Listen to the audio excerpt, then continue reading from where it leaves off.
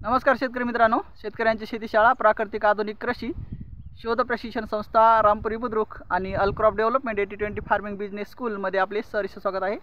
आज आपण आहोत मामाच्या प्लॉट केळीच्या प्लॉटवर। मामा नाव सांगा। गंगाधर नारायण लंगोटे। गंगाधर नारायण नरवटे लंगोटे लंगोटे लंगोटे राहणार जवळा बाजार तालुका औंढा जिल्हा हिंगोली येथील ह्या मामाचा प्लॉट आहे। लागवण करून किती दिवस झाले? हे झालेला तरी 15 दिवस झाले। 15 दिवस झाले लागवण करून। तर पाहूया आपण त्याची ग्रोथ आणि सेटिंग। या इकडं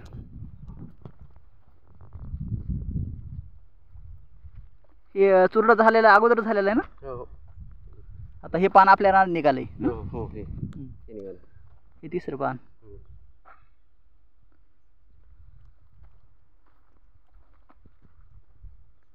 झाडं चांगले सेट झाले तर सगळे एक नंबर, काही प्रॉब्लेम नाही आहे।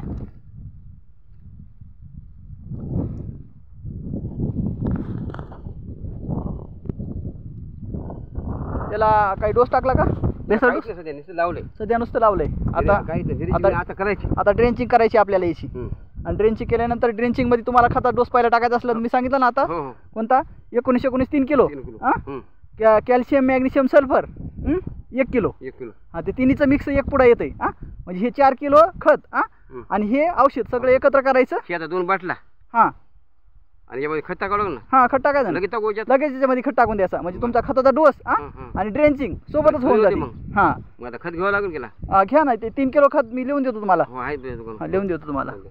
19 3 किलो घ्यायचा आणि कॅल्शियम मॅग्नेशियम सल्फर हे तिन्हीचं मिक्स जर मिळाला पुढा तर एक घ्यायचा। आणि जर नाही मिळाला तर मग अर्धा किलो तिन्ही घ्यायची। आलं लक्षात? आता माझ्या इथलं गेला का रू?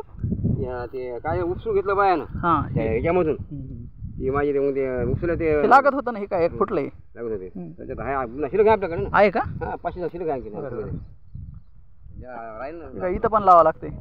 तूट लावायची आता। तूट दिसायली बरीच। बाकी चांगली झाडं शेड झाली तर काय अडचण नाही। आता पुन्हा उठतात ना। हा